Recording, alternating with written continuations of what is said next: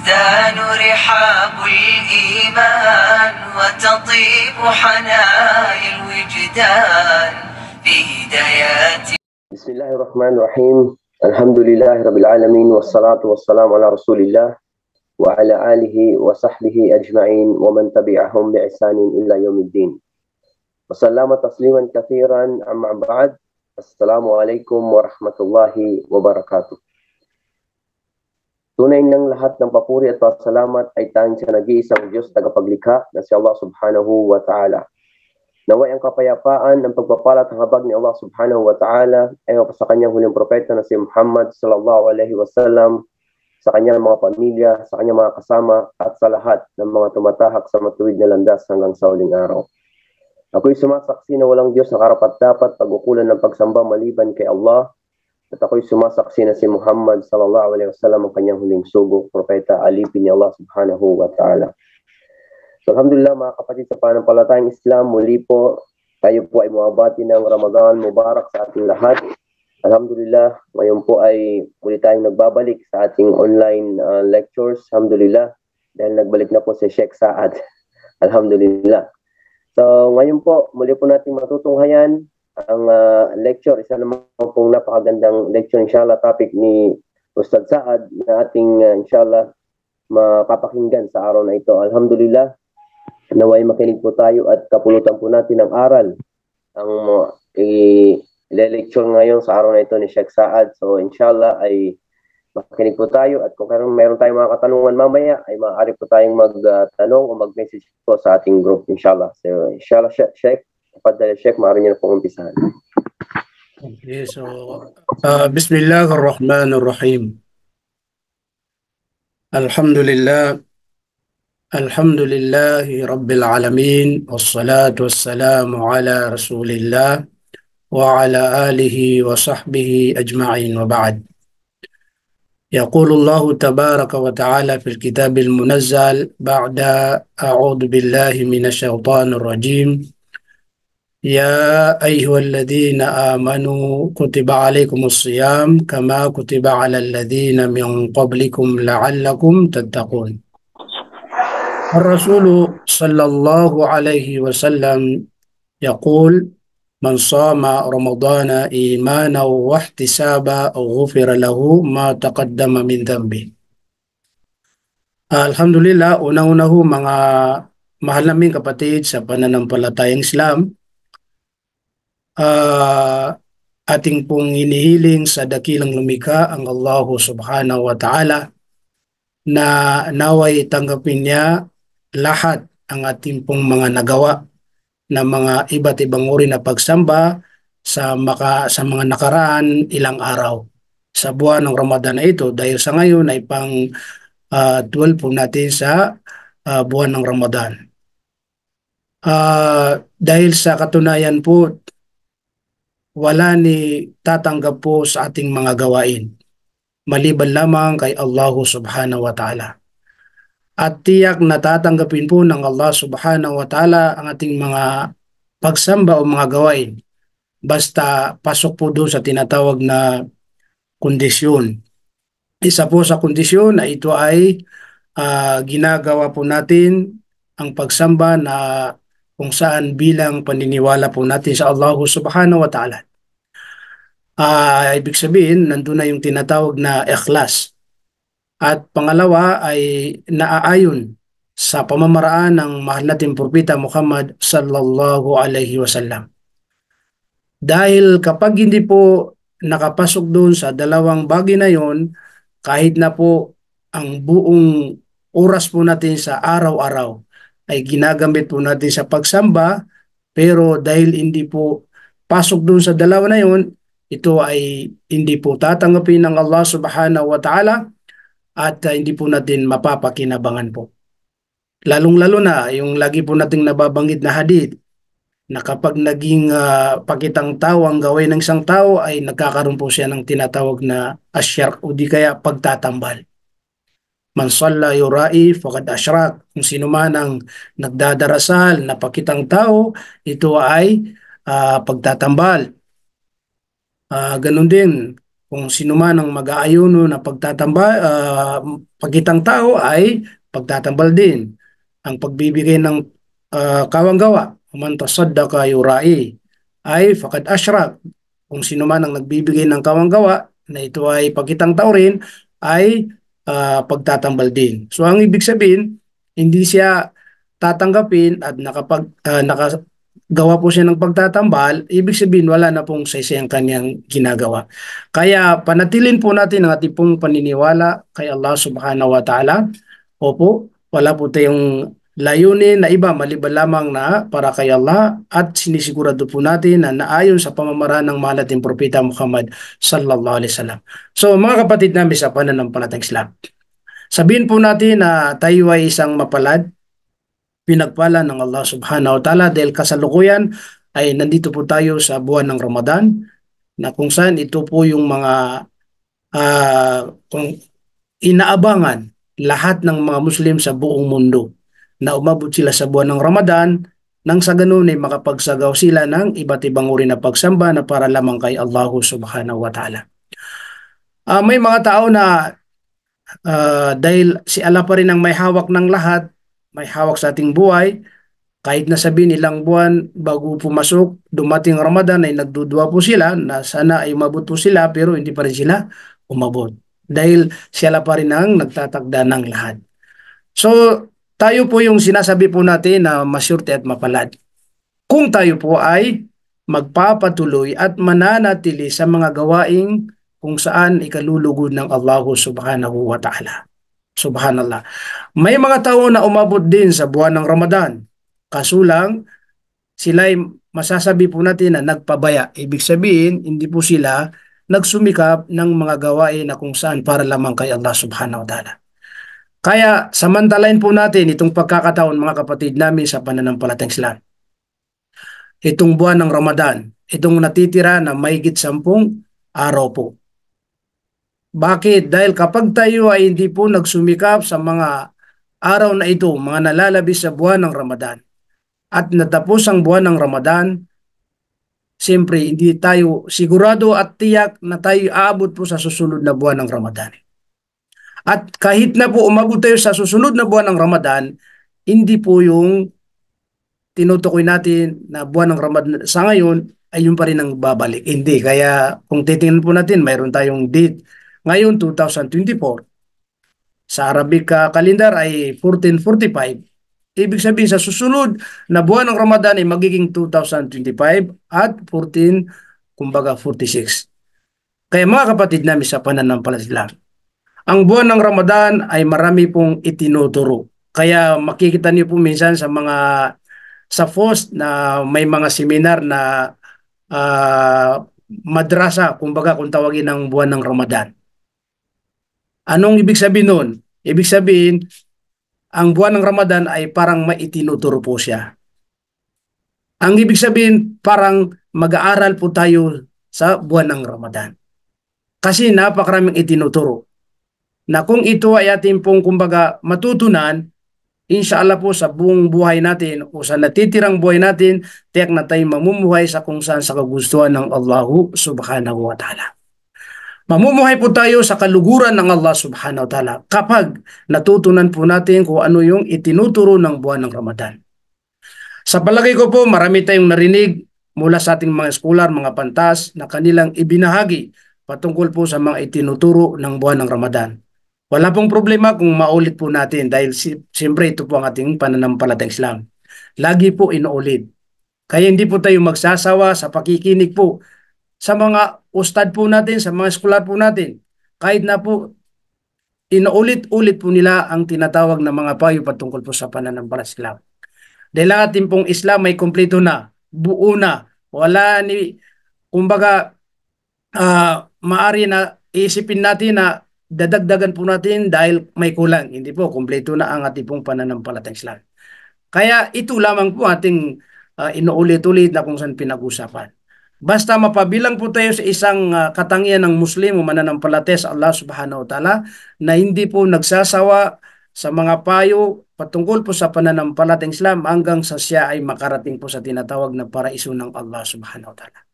Dahil sa katunayan po, bawat Muslim ay wala pong hangarin maliban lamang na siya ay tanggapin po sa paraiso ng Allah subhanahu wa ta'ala. Bakit? Siyempre, kapag hindi tayo tinanggap ng Allah subhanahu wa ta'ala sa kanyang paraiso, si saan po tayo tatanggapin, di ba? Kaya dalawa lamang ang resulta po sa kabilang buhay, imperno at paraiso. Kaya ang isang Muslim, mananampalataya, ang pinakalayon po niya ay ang paraiso. Dahil sa oras na hindi siya tanggapin sa paraiso ng Allah subhanahu wa ta'ala, ang kanyang bagsak ay tatanggapin po sa imperno. Wa na'udhu billahi min dhalik. Kaya indiling natin sa Allah subhanahu wa ta'ala, lalong-lalo na ngayon buwan ng Ramadan, na naway maligtas po tayo sa apoy ng imperno. Kaya may isang hadith na kung saan isa rin po sa pararamihin po natin na mga panalangin po natin dito sa buwan ng Ramadan ay ang, Ya Allah, ipagkaloob po niyo sa amin ang paraiso. Allahumma inna nas'aluka al-jannah. Ipagkaloob niyo po sa amin ang paraiso. Wa na'udhu bika minan nar. At tayo ay maligtas po sa tinatawag na apoy ng impyerno. Opo. Kaya lagi po natin po yan isinisingit at isinasama sa ating pong mga panalangin po. Mga kapatid namin sa pananampalatayang Islam. Dadako po tayo sa ating pinakapaksa. Opo, sabi po natin na kahit na marami bis natin itong narinig, ulitin pa rin natin inshallah. Opo. Para doon sa mga nakaligtaan po niya o malay natin may mga hindi niya narinig ay pagkakataon po na kanya pong matutunan. Opo. So marami po ang itinuturo ng buwan ng Ramadan. Opo. Isa rin po sa itinuturo ng buwan ng Ramadan ay ang babaguhin po niya tayo sa ating pong mga naging kasanayan. Opo. Sabihin po natin, nakasanayan natin po sa matagal na panahon. Kumbaga, kasi ang buwan ay 12 months po, di ba? Nasanay po tayo sa 11 months sa mga gawain na ganito. Nang dumating ang buwan ng Ramadan, itinuturo niya po tayo na babawin po natin yung mga naging kasanayan po natin. Opo. Halimbawa, ano pong mga nakasanayan po natin? Okay. Pagdating po sa pagkain, okay, tayo ay kumakain, nag-almusal, nagmerinda, sa halimbawa mga alas 9 o alas 10, pagtanghali na ay ganun din, manananghalian po yan. Hanggang sa hapon din, magmimerinda yan, di ba? Naging kasanayan po yan. Kasanayan po natin yan sa loob ng 11 months. Pero dumating ang buwan ng Ramadan, ay isa ito sa babagwin niya po sa atin. Dahil po sa buwan ng Ramadan, mapipilitan po tayo na ito ay babagwin po natin.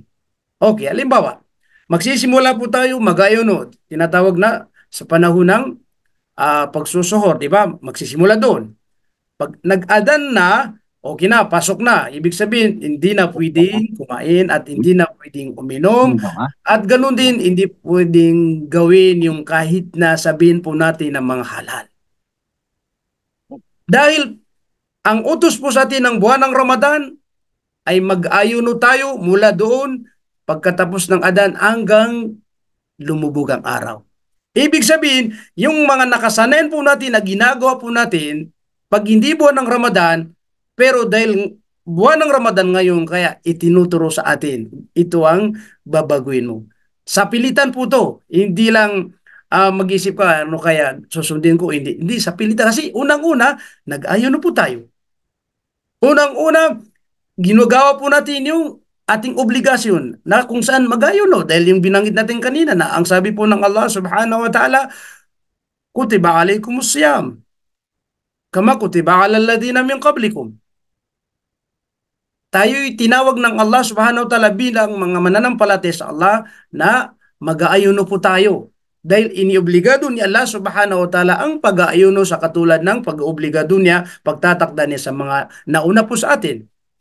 Kaya dahil sumusunod tayo sa kagustuhan ng Allah, sa ipinag-utos ng Allah subhanahu wa ta'ala, kaya mapipilitan po tayo na mayroon tayong babaguhin. Kaya isa sa itinuturo ng buwan ng Ramadan. Opo. Kahit na sabihin natin, yung gawain na yun na naging kasayanan po natin ay halal, ipinahintulot. Halimbawa, may asawa po tayo. Siyempre, di ba, halal. Opo. Na nung hindi pa buwan ng Ramadan, kahit anong oras po tayo makapag-isip na mayroon tayong gagawin, wala pong problema kasi halal po sa atin. Pero pumasok ang buwan ng Ramadan, ang mangyayari ay magtitis po tayo. Kasi babagin natin po yun. Liban lamang kapag lumubog ang araw at dumating po na yung tinatawag natin na iftar, o yun, saka na lang babalik yung tinatawag na gawain na halal na pwede nating gawin. Pero sa loob, sa pagitan nito, hindi na pwede dahil siyempre bawal po. Kahit na halal, yung asawa mo, bawal pa rin kasi nag-aayon na po tayo. Kahit na halal yung pagkain natin, kahit halal na yung inumin natin, dahil nag-aayon na po tayo, kaya babawin natin yun.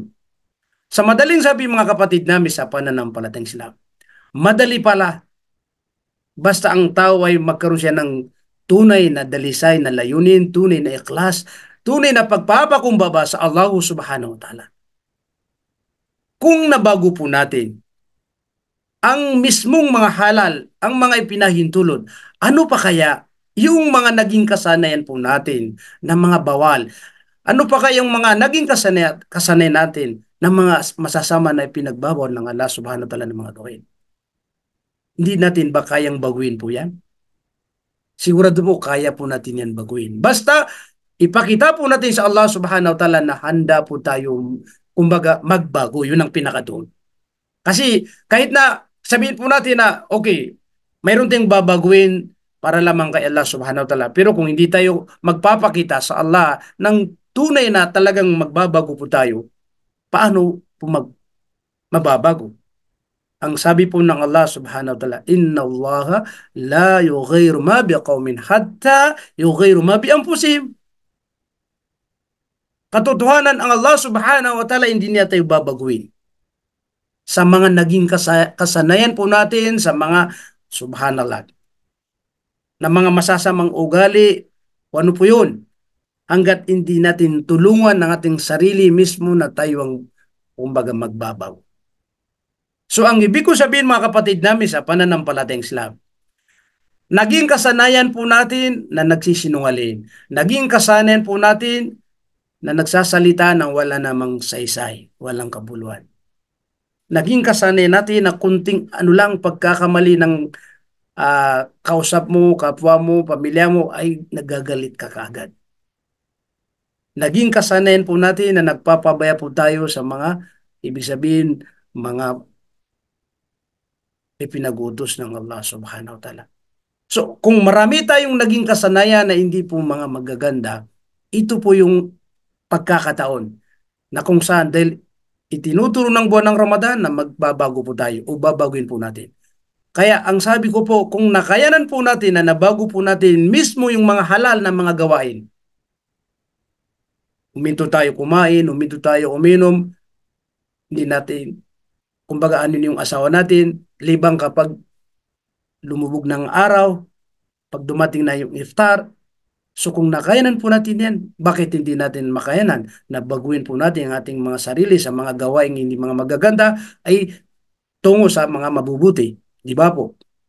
So ibig sabihin, pwede natin tanggalin yung isang ugali na halimbawa lagi nagsisinungaling o lagi nagagalit o ano pa yung mga hindi kagustuhan ng Allah subhanahu wa ta'ala. So pagkakataon po ito, kaya lagi po natin yan isinasama sa dua o panalangin natin na ya Allah, baguhin niyo po ang aming mga hindi magagandang ugali. Mga hindi magagandang gawain na kung saan mapalitan ng mga mabubuti dahil ito po yung pinakalayunin ng isang Muslim. Na mamuhay rito sa ibabaw ng lupa na kung saan tatanggalin niya lahat ng hindi mga magaganda po sa kanya. At mananatili po siya tinatawag ng mga mabubuti. Yan ang pinaka isang layunin ng mananampalataya. So isa rin po yan mga kapatid namin sa pananampalatayang Islam na kung saan itinuturo ng buwan ng Ramadan na mayroon tayong babaguhin sa ating sarili.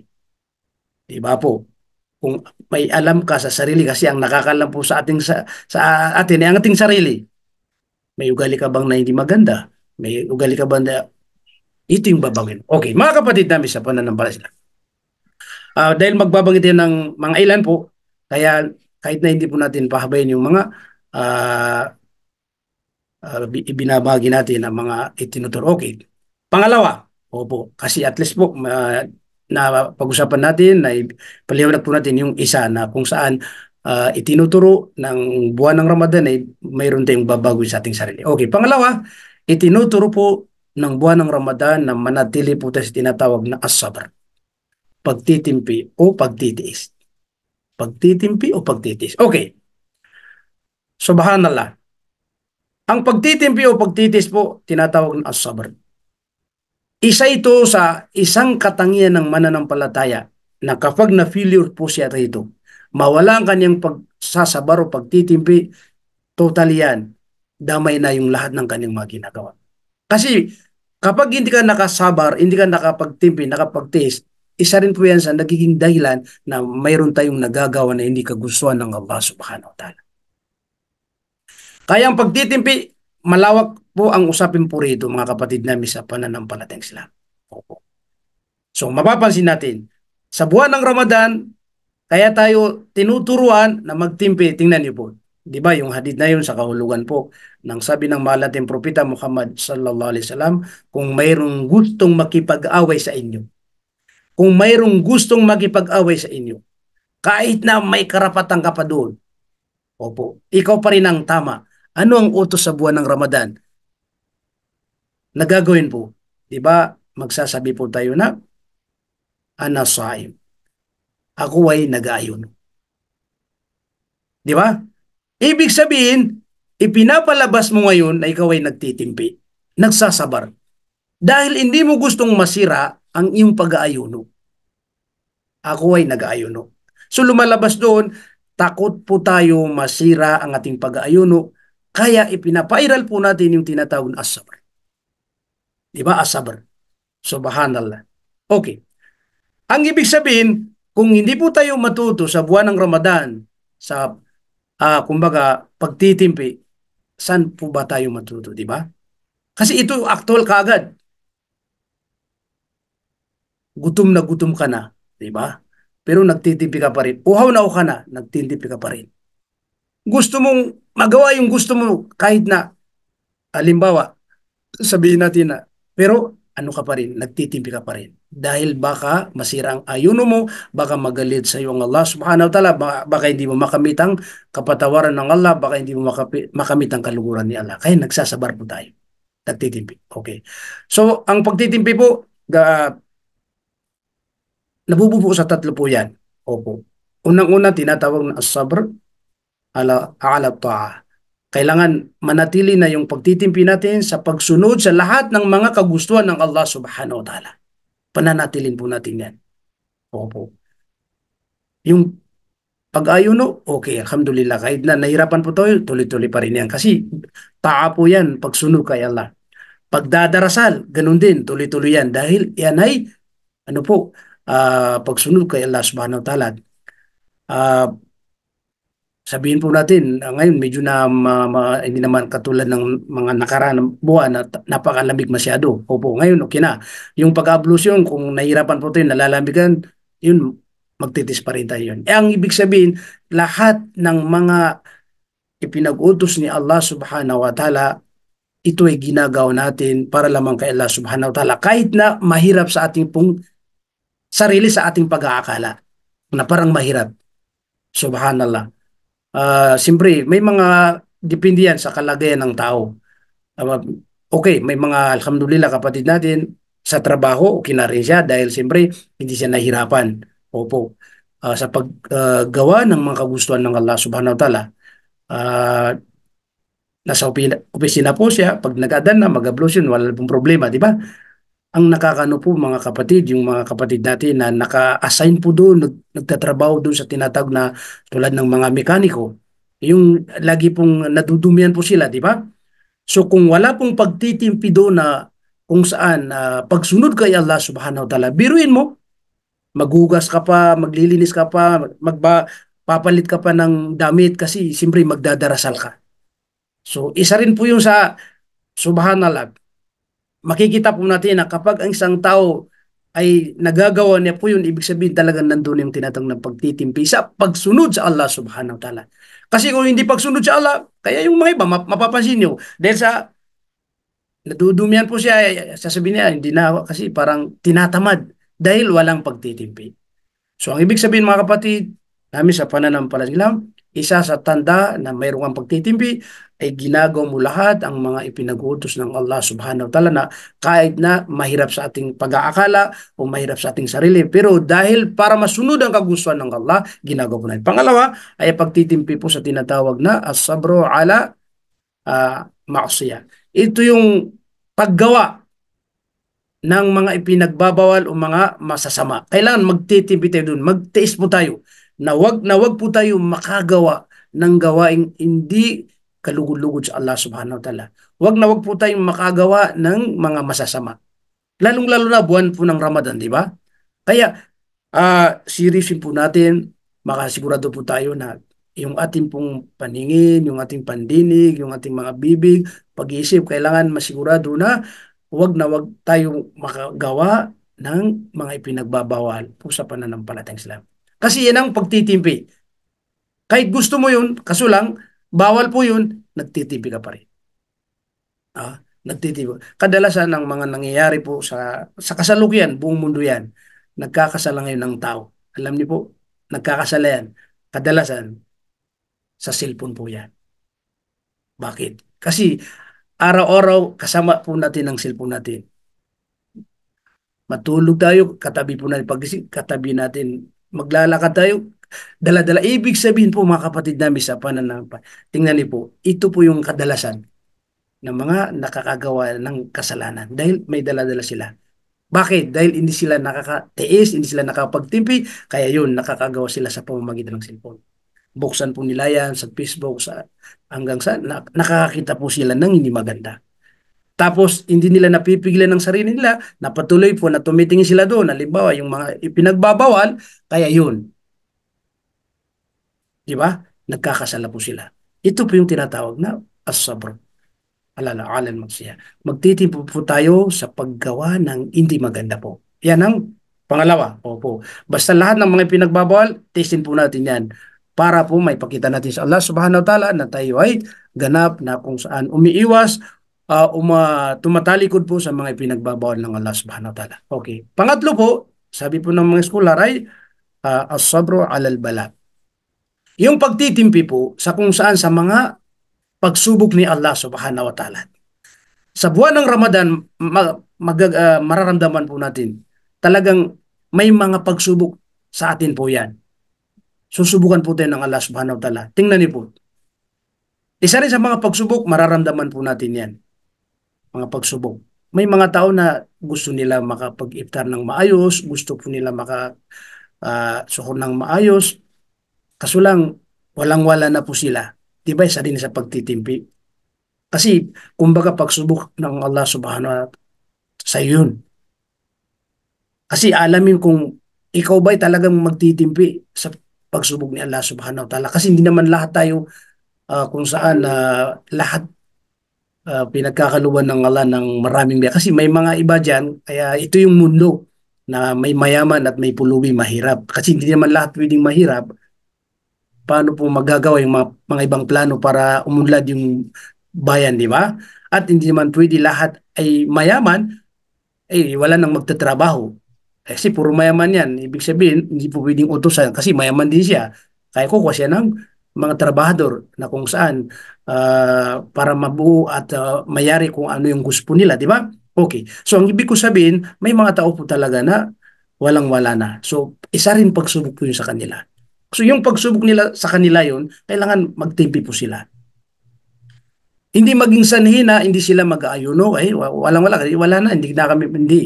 Kailangan po sa bawat dumadating sa atin ng mga problema, kailangan tiisin po natin yan. Tanggapin, alhamdulillah, yun ang kagustuhan ng Allah subhanahu wa ta'ala, hindi natin kagustuhan. Tapos, umiiling tayo sa Allah subhanahu wa ta'ala, naway makaligtas po tayo doon at masolve ang ating pong mga problema. So marami pong uri po ng mga pagsubok na ibinibigay sa atin ng Allah subhanahu wa ta'ala. Nandiyan na yung halimbawa, talagang nawala po yung kayamanan, may namatay, kung ano po yung nawala sa trabaho, lahat po yan. Basta ang pinakamahalaga po ay tinitis po natin kung ano man ang dumadating sa atin ng mga pagsubok ng Allah subhanahu wa ta'ala. Ang pagsubok po, hindi po ito pwedeng mawala. Kasi nasasad sa banal na Quran. Kaya dapat paghahandaan po yun. Maraming talata na sinabi ng Allah subhanahu wa ta'ala na tayo po susubukan ng Allah subhanahu wa ta'ala. Ang sa atin po lamang, magsihanda po lamang. At ang pagsubok ng Allah subhanahu wa ta'ala sa kanyang alipin, isa rin po yun sa tanda na pagmamahal ng Allah subhanahu wa ta'ala. Idha ahabballahu abdan, ibtala. Kapag minamahal ng Allah subhanahu wa ta'ala ang kanyang alipin, ibtala. Susubukan at susubukan niya. Susubukan niya. Ibig sabihin, dahil sa pagmamahal niya lang, yun po. Maliban lamang kung ikaw ay hindi nagdadarasal, hindi gumagawa sa sumusunod sa kagustuhan ng Allah subhanahu wa ta'ala, yung pagsubok ng Allah sa yun, yun ay tinatawag na panggising sa iyo yan.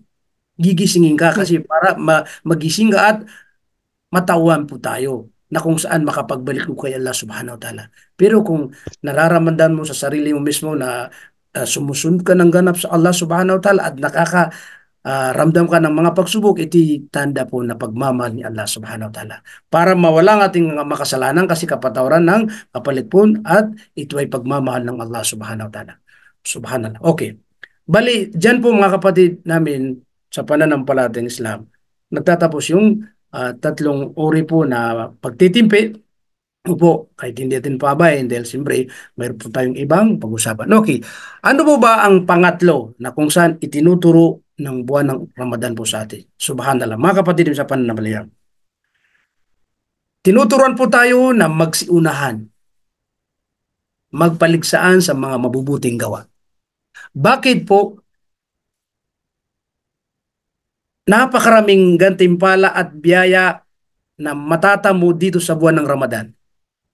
Kung ikukumpara po natin sa mga ibang buwan po. Diba? Kasi may mga nabanggit na mga gantimpala na makakamit natin dito sa buwan ng Ramadan na hindi natin po makakamit sa mga ibang buwan. Kasi wala ron. So, tinatawag na Shahrun Mubarak. Buwan na kung saan pinagpala, buwan na rami ng Allah subhanahu wa ta'ala ang mga biyaya po rito. So, ang ibig sabihin, para magsiunan po tayo. Ibig sabihin, dumating pa lang buwan ng Ramadan para magsiunan po tayo sa mga mabubuting gawa. Kasi yung makukuha po natin na gantimpala rito, subhanallah, hindi natin makukuha doon sa mga ibang buwan. Halimbawa, buwan ng Ramadan, di ba, dito lamang po ginagawa yung tinatawag na Salatul Tarawih.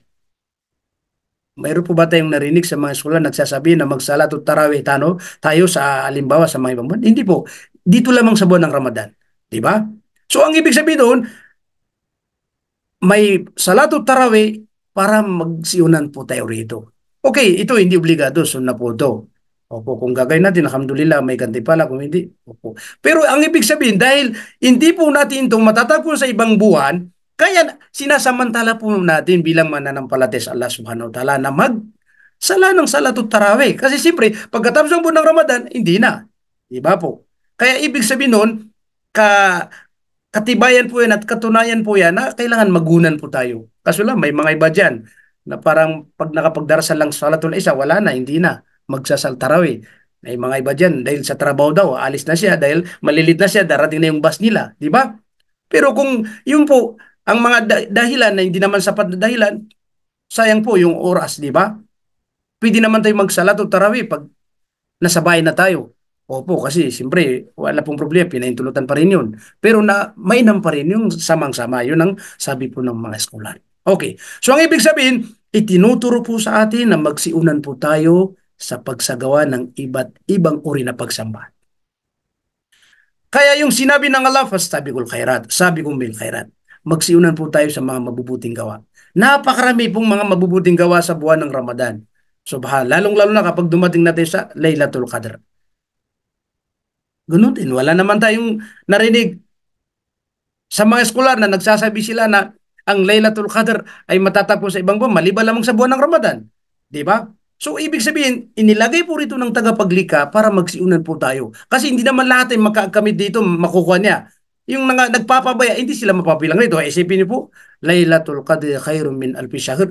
Isang gabi na pinagpala. Kapag natsyempuan po natin yan, natagpuan po natin yan dahil sa ating pagsusumikap sa mga iba't ibang uri na pagsamba, ay mas mainam ito kaysa isang tao na gumawa ng pagsamba sa loob ng 80 years po. At 4 na buwan. Subhanallah. Mahigit 83 years po at saka 4 na buwan. So ibig sabihin, may isang tao na gumawa ng matagal ng pagsamba sa loob ng mahigit 80 years po. Pero dahil sa buwan ng Ramadan, mayroong isang Laylatul Qadr, kaya kapag natsyempohan po natin yun, mas may nam yun sa isang gabi na yun kaysa isang tao na gumawa. Ibig sabihin nun, parang inutusan ka na kailangan magsumikap ka ng maraming mga gawain dito sa buwan ng Ramadan para mapabilang po tayo sa mga taong magkakamit ng maraming gantimpala at biyaya ng Allah subhanahu wa ta'ala. Subhanallah. Kaya mga kapatid namin sa pananampalataya, huwag po natin sayangin yung mga gawain po. Naalala ko tuloy isang sheikh, si Abdul Salam, hindi ko nagkamali. Napanood ko po. Binuo niya sa 4, no, na dapat dito tayo sa Binay magunahan at parami ng oras dito. Siyempre, una po yung tinatawag na Qiyamul Lail. Sinabi na kasama yung Salatul Tarawih, kasama yung Tahajjud. Sabi niya kailangan nandyan tayo palagi. Pangalaw sabi niya yung pagbabasa ng Quran. Siyempre, ang pagbabasa ng Quran sa buwan ng Ramadan, kaya tinatawag na Shahrul Quran. Kasi dito po ibinaba ang banal na Quran. Dito po ibinaba ang banal na Quran sa buwan ng Ramadan. Kaya pati yung mga scholar po kapag buwan ng Ramadan, pumupokus po sila sa pagbabasa ng banal na Quran. So parami natin po yung oras dito. At isinama po niya na paramihin yung lagi tayo sa masjid. Yung pananatili na tayo nasa masjid po. Kasi isa rin po sa paliwanag po niya ay katulad po ng halimbawa sabi niya, kung lagi ka sa loob ng masjid, siyempre sa loob ng masjid, hindi ka siguro makapag-isip ng gagawa ng masama. Diba? Kasi sa loob ka ng masjid. Okay, diba? Ibig sabihin, wala kang gagawin, hindi mag-dhikr, lahat. Hindi ka tulad sa labas, minsan nag-usap tayo ng kung ano ng mga pinag-usapan. So ibig sabihin, magbibigay tayo ng maraming oras sa masjid. Kaya mas maganda bago mag-adan o pinakano nag-adan na nandun ka sa masjid. Pagkatapos ng pagdarasal, magbibigay namang oras. Kasi yung paramihin ng oras natin po sa masjid, subhanallah. At saka pag lagi tayo sa masjid, alam niyo po mga kapatid, isa rin tayo sa bisita ng Allah subhanahu wa ta'ala. Kasi ang masajid, ito yung mga bahay ng Allah subhanahu wa ta'ala. Siyempre, kapag tayo pumapasok, parang bisita po tayo. Subhanallah. So ang bisita, kapag tayo bisita, maraming mga kumbaga binibigay sa atin o di kaya bilang ano po doon yung inasikaso po tayo. Pero pag tayo bisita sa masjid ng Allah subhanahu wa ta'ala, walang ibinibigay ang Allah maliban lamang sa kapatawaran at madadagdagan ng ating mga mabubuting gawa po. Okay. Mga kapatid namin sa pananampalataya, ang ibig sabihin, pararamihin po natin ang mga mabubuting gawa. Ito po yung isang tao na namumuhay dito sa ibabaw ng lupa na nag-uunahan sa mga buting gawa. Sa Banal na Quran, mayroong 3 uri na binanggit, hindi ko na matandaan, pero yung ano po, 3 po sila. 3 uri ng mga tao na nabubuhay sa mundo. Una ay tinatawag na mga taon yung bang nagpabaya. Opo, sila yung mga nagpabaya. Malinaw po yung mga ano po, hindi mga Muslim, malinaw yan, nagpabaya po sila kasi hindi sila mga Muslim. Pero ang tinutukoy, yung mga Muslim na, kahit na buwan ng Ramadan, nagpabaya po sila. Subhanallah. Ibig sabihin, wala silang pakialam sa pag-aayuno, wala silang pakialam sa mga gawain ng mga ikalulugod ng Allah subhanahu wa ta'ala. Opo. So, ibig sabihin, isa ito sa uri ng mga tao na namumuhay dito sa ibabaw ng lupa. Subhanallah. Pangalawa, kasi paiklin po natin, ay tinatawag ng mga Muslim na, ay muqtasid, yung bang, yung una, zalimul li nafsi, mga taong dinadayan nilang kanilang sarili. Kahit na mga Muslim na sila, nagpapabi po sila sa mga kagustuhan ng Allah subhanahu wa ta'ala. Mayroon na, kahit na buwan ng Ramadan pa. Pangalawa, mga Muslim na, muqtasid, ibig sabihin, yung bang, hindi nila malasakit, na paramihin nila ang mga gawain nila ng mga mabubuti. Muqtasid, parang kuntito po sila. Okay na, at least nagdadarasal kami ng 5 beses sa maghapon. Kahit na walang tarawih, kasi siyempre, hindi naman obligado po yan. Hindi naman obligado na magbasa ng Quran, hindi naman obligado na magbigay ng kawanggawa. Di ba? Parang ganun. Basta doon po sila bumupukos sa mga obligado lamang. Okay, nagayon po kami, nagdadarasal po kami ng obligado. Okay na yun, sapat na yun. mga kapatid namin sa pananampalatayang Islam. Kaya ang paraiso, mayroon tayong 8 pintuan ng paraiso kasi siyempre magkakaiba po yung magsisidating sa kabilang buhay. May mga matataasang level po na tao na darating sa kabilang buhay. Kaya dapat wag na tayong huminto. Wag na tayong kontento na doon sa ating mga gawain, di ba?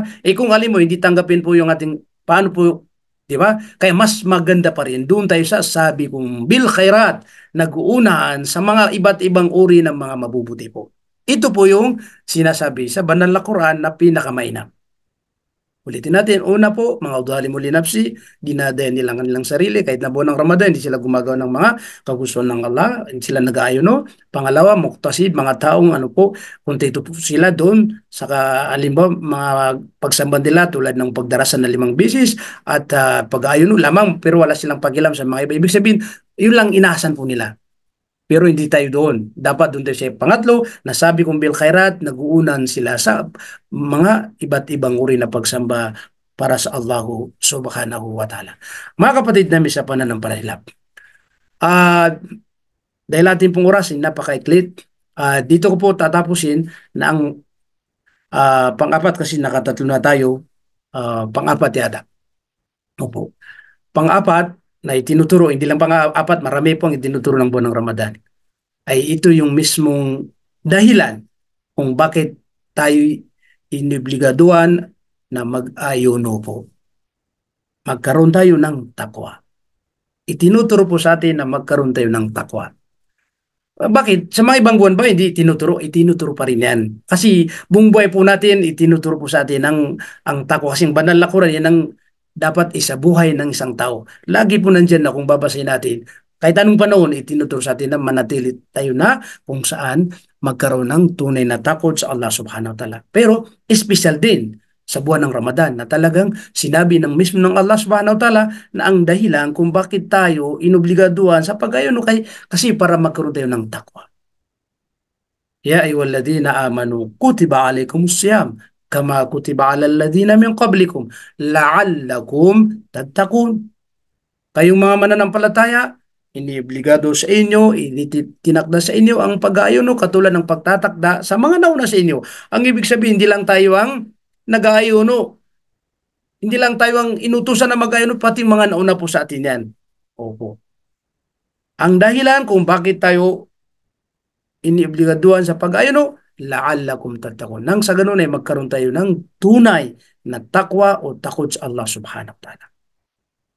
Opo. So, ibig sabihin mga kapatid namin sa pananampalatayang Islam, ang takot sa Allah, ang takwa po ay isa ito sa pinaka dapat kumbaga siguraduhin ng isang mananampalataya na makamit niya po sa buwan ng Ramadan.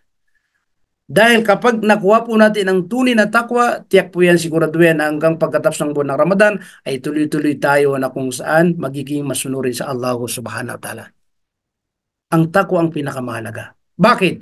Dahil ang takwa, ito'y magiging sanhi na magiging madali sa atin na sundin at gawin ang mga ipinagutos ng Allah subhanahu wa ta'ala. Ang takwa. Ang takwa magiging dahilan na kung saan iwasan natin ang mga ipinagbabawal ng Allah subhanahu wa ta'ala. Ang takwa ay magiging dahilan na maaari tayo magkaroon ng mga katangian ng mga magaganda tulad ng pagpapakumbaba, tulad ng matulungin at marami pa. Kapag mayroon tayong takwa.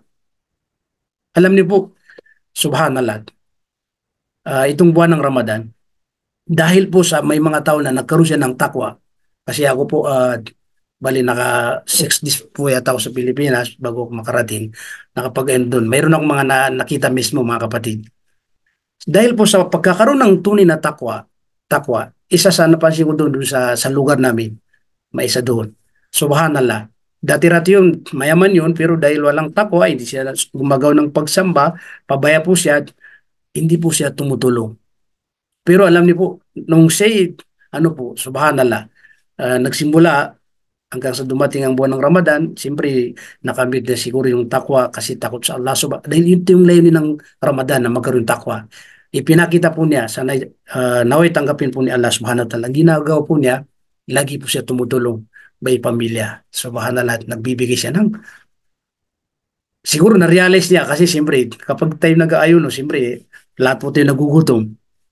Pag nagutom yung mayaman, ganun din. Yung nararamdaman ng mayaman, yung pulubi, mahirap, ganun din pag nag-ayuno. So, ibig sabihin, pare-pares po tayo rito ngayon. Mayaman, yung pupulubi, lahat po yan, kumbaga, nakakaramdam ng katulad ng naramdam ng bawat isa. Kaya nagkaroon siya ng tinatag na awa at habag. Naramdaman po yan. Kaya nagmula doon na kung saan tumutulong po sa mga kapatid natin. So, ibig sabihin, isa rin po sa bunga ng takwa ng buwan ng Ramadan. Yung nagkaroon ng takwa kaya naging handa po tayo sa mga iba't ibang mga uri ng pagsamba.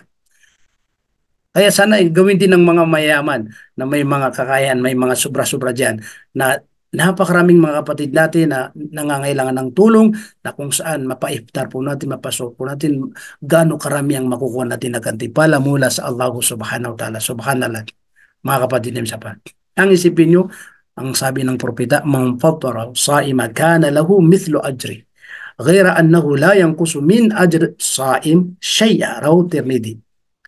Maging dahilan po tayo, kung maging dahilan po tayo na maging dahilan na nakapag-iftar yung isang nag-aayuno, tayo tiyak na magkakaroon ng gantimpala katulad ng gantimpala ng kanyang, kumbaga, natamo na kami. At wala ni mababawas kahit katiting po lamang doon sa gantimpala ng taong, kumbaga, pinakain po natin. Sipin yun. Kaya ang sabi po ng mga eskolar, kung gagamitin natin po ang kumbaga, talino, sipin mo. Ito espesyal sa mga mayaman, may mga pera. Isipin niyo po, maging dahilan po tayo na may 12 katao na sila ay nakapag-iftar. Bibilangin po ng Allah, titimbangin ang kanilang gantimpala ng mga nag-aayuno. Kung alimbawa, ipalagi natin para mas madali. 12 po sila at nakakuha po sila ng, kumbaga sa numero ay nakakuha sila ng 100, 100, 100. Di ba mayroon 1,200? Yung 1,200 po yan, ito ay titimbangin ni Allah. Doble, magiging 2,400. Di ba? So, ibig sabihin, yung 1,200, ibibigay doon sa naging dahilan. Naging dahilan, kaya sila nakapag-iftar po. So, ang ibig sabihin, mga kapatid namin sa pananampalataya Islam, nag-iisa ka na nag-ayuno, pero marami kang napa-iftar po, katulad dito sa Saudi Arabia, marami, subhanallah, mga masjid, binibigyan sila ng mga iftar, dahil pakarami. So, ibig sabihin, kung 100 po nang napa-iftar mo, gaano karami po ang makukuha mo na gantimpala? Allahu Akbar. Wala ni mababawas dun sa gantimpala ng nag-ayuno. Pero ikaw ang naging dahilan, nakapag-iftar po siya, kaya subhanallah, napakalagi. Ito yung sinasabi po natin na talagang napakaraming napapalog po sa buwan ng Ramadan ng mga biyat gantimpala na hindi natin po ito matatagpuan sa mga ibang buwan po. Kaya mga kapatid namin sa pananampalatayang Islam, ito po yung sinasabi po natin na ang buwan ng Ramadan, isa sa pinakamalaki na itinuturo ng buwan ng Ramadan ay magkaroon tayo ng takwa at manatili ang takwa po natin hanggang sa matapos ng buwan ng Ramadan. Kaya sabi nga po nila, isa daw sa tanda na nakamit mo yung pinaka nakukuha sa buwan ng Ramadan at itinuturo ng buwan ng Ramadan na kung saan ang takwa ay pagkatapos ng buwan ng Ramadan at tuloy-tuloy ang kumbaga mga buwan at tuloy-tuloy rin tayo na kung saan nananatili sa mga pagsunod sa mga kagustuhan ng Allah subhanahu wa ta'ala. Kasi kung halimbawa after Ramadan, umito naman tayo, ibig sabihin hindi natin nakamit mismo yung takwa o kumbaga pangamba kay Allah subhanahu wa ta'ala. Mga kapatid namin sa pananampalataya. Opo. Magpasalamat tayo sa Allah dahil mayroon pang natitira na buhay po natin na kung saan para makapagsagawa sa lahat ng mga kagustuhan ng Allah subhanahu wa ta'ala. Nawa po ay mayroon tayong napulot na aral sa aking ibinahagi po sa inyo na kung saan patungkol po sa mga itinuturo ng buwan ng Ramadan. Naway pagkaloob sa atin ni Allah lahat po yan. At yung iba na hindi pa natin po nabanggit. Di bali po kasi mayroon po tayong mga kapatid na kumbaga palitan po tayo rito at magbibigay rin, magbabagi. Inshallah po, yun din ang abangan po natin. Inshallah na ibabagi pa rin nila sa atin kung ano po yung mga mahalagang bagay po patungkol po sa buwan ng Ramadan. Hanggang dito po lamang. Wa akhiru da'wana alhamdulillah rabbil alamin. Wassalamualaikum warahmatullahi wabarakatuh. Jazakumullah khair. Waalaikumsalam warahmatullahi wabarakatuh. Alhamdulillah, mashallah. Yan po nagtatapos ang lecture ni Ustad sa araw na ito. So, para sa ating mga kapatid na gustong magtanong, ay open po ang ating pagtatanong na. Inshallah, meron po tayong nalalabing 6 minutes, inshallah, para sa question and answer. Kung meron po tayong katanungan dyan, maaari nyo na pong i-unmute ang inyong mga mga audio po. Inshallah. Sige po, mga brothers and sisters, habang nandiyan si Sheikh Saad, no? Para kung may mga doubt tayo ngayon, lalo na sa Ramadan na ito, ay meron tayong mga doubt na maaring inshallah na maaring makasira sa mga pag-aayon. No? So maganda nandiyan si Sheikh Saad para makapagbigay sa atin ng payo, inshallah. So, meron tayong 5 minutes.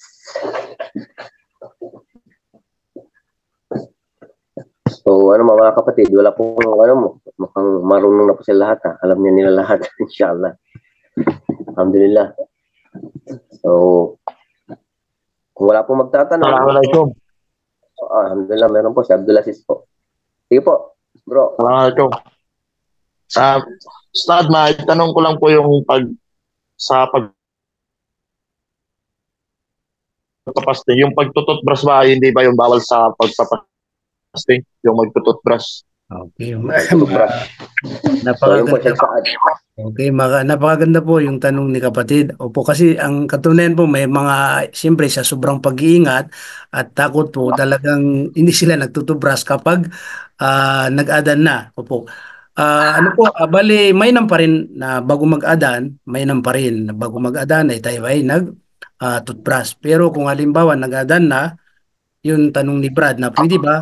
Opo, pwede tayo mag-toothbrush po. Basta siguraduhin po natin na wala ni pong pumasok kasi sa oras na may katiting na pumasok po sa ating pong lalamunan, opo, yun pa rin ang magiging dahilan na kung saan masisira po ang ating pag-ayuno. Pero kung wala naman nakapasok kahit na po, kung halimbawa mag-toothbrush po tayo, ay hindi naman kasama doon sa nakakasira po sa tinatawag na ayuno. Basta maingat po lang tayo. Kaya yung ibang ginagawa nila bago mag-adan, nagtututbrush po sila. Opo, kasi siyempre, para sigurado. Opo, pero kung halimbawa nag-adan na, natulog yung tao at nagising at gusto. Pero alam niyo po yung singaw ng ating pong dahil siyempre nag-ayuno po tayo, ang singaw, inisip natin mabaho, ito po sabihin natin mas mainam, mas mabango kaysa tinatawag na perfume po kay Allah subhanahu wa ta'ala. So, ibig sabihin noon, wala pa rin kung nananatili na yung Pero yung tanong niya, yun po ang ating kasagutan po. Allahu a'lam po. Inshallah. Salamat po, Ustad. Salamat. Alhamdulillah. Maganda. At least, di ba? Nalaman natin yung kanyang mga bagay, di ba? Alhamdulillah. So, kung may pag-aalinlangan sa pagtutbrush, inshallah, yun po ang sagot ni Ustad. Kung po kayo mag-aalinlangan, basta bago mag-adan po ng sahur, mag-toothbrush na. Inshallah. So, ganun po. Mayroon pa pong katanungan, inshallah.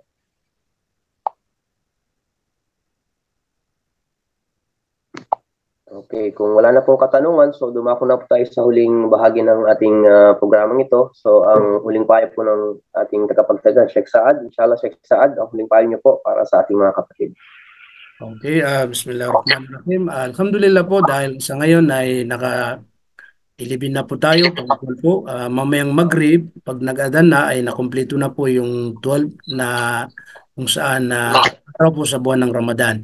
So, bali matitira ay meron tayong 17 or 18 po. Okay. So, tanungin po natin pong sarili sa mga nakaraan na ilang araw. Marami po ba tayong nagawa na mga mabubuti tulad po ng pagbabasa ng Quran, pagkikinig sa mga payo ng mga scholar, pagdadarasal ng mga sunna at iba pang mga gawain po. Kung alimbawa, marami, alhamdulillah, magpasalamat tayo sa Allah subhanahu wa ta'ala, naway tuloy-tuloy po yun at naway tanggapin po ni Allah subhanahu wa ta'ala. Pero kung ang kasagutan po ay naging pabaya po tayo sa mga nakarang ilang araw, hindi tayo nakagawa ng maraming biyaya, gawain po nga pagsamba, so pwede tayo bumawi po ngayon. Ibig sabihin, magsimula na po tayo. Huwag po tayong mag-isip na saka na lang. Hindi. Sa oras po na maisip po natin yung gagawin po natin at gawin po natin yan. Kasi minsan doon po tayo nagkakaroon ng dahil nag-isip out, baka mamaya sa kanan. Pero kapag nagkaroon nga ng gagawain, hindi ka biglaan ng mga trabaho, ay yun, napapabayan po natin yan. Mga kapatid, basta huwag nating kaligtaan, tayo po ay gumagawa ng mga pagsamba dahil para lamang po sa atin yan. Hindi para kay Allah subhanahu wa ta'ala. Kung Ano man ang ating pong gagawin ng mga mabubuti, wala pong maidagdag sa kaharian ng Allah subhanahu wa ta'ala. Kahit katiting po laman. Ang ibig sabihin, tayo po ang makikinabang po. Diba? Kung kayo sabi ng Allah ang magpakabuti, kayo po ay, kumbaga, magiging mabuti na. Ibig sabihin, makikinabang doon sa mga mabubuti na ginawa niyo. At ganun din po, kung tayo ay maging pasaway sa Allah subhanahu wa ta'ala, ganun din, wala ni mabawas sa kung saan na kaharian ni Allah subhanahu wa ta'ala. Siya pa rin ang hari pa rin. Siya pa rin ang makapangyarihan ng lahat. Kaso lang, tayo pa rin ang magkakaroon ng problema dahil tayo ang gumawa ng masama. Kaya wag po natin pong pabayaan na kung saan ating pong buhay, dahil mahalaga po ang ating buhay na kung saan magamit po natin sa landas ng Allah subhanahu wa ta'ala. Dahil ang dahilan kung bakit tayo binigyan ng buhay, ma 20 years po, ma 30, ma 40 years, ang pinakalayunin po si Allah subhanahu wa ta'ala ay gagamitin po sa pagsamba. Lila ibada. Opo. Kaya pagkakataon po, yung ating pagbabalik loob, pagtatawba sa buwan ng Ramadan, parami natin po yung dua at panalangin natin sa Allah subhanahu wa ta'ala. Kung hindi pa tayo nakapagtahajud, magtahajud po tayo at doon natin parami ng dua at panalangin dahil tinatanggap po ng Allah subhanahu wa ta'ala. So hanggang dito po lamang mga kapatid. Wassalamualaikum warahmatullahi wabarakatuh. So, alhamdulillah, jazakallah khair ya Sheikh Saad sa napakaganda niyo pong payo sa ating lahat, sa ating mga kapatiran, lalong-lalo na. Alhamdulillah, mga kapatid, sa pananampalatayang Islam, muli po, tayo po dito ay hanggang dito na lang po tayo. At inshallah, tuloy pa rin po tayo mamayang sa ating iftar po, mga kapatid dyan. Inshallah. Huwag mo nating isawing kaligtaan, ha? Doon po tayo sa Hidayah Islamic Office, inshallah mamaya. So, jazakallah khair sa inyong lahat sa pakikinig. Alhamdulillah. Hanggang dito lang po. Subhanakallahumma wa bihamdik. Asyhadu an la ilaha illa ant wa astaghfiruka wa atubu ilaik. Assalamualaikum warahmatullahi wabarakatuh. Waalaikumsalam warahmatullahi wabarakatuh. Jazakumullah khair.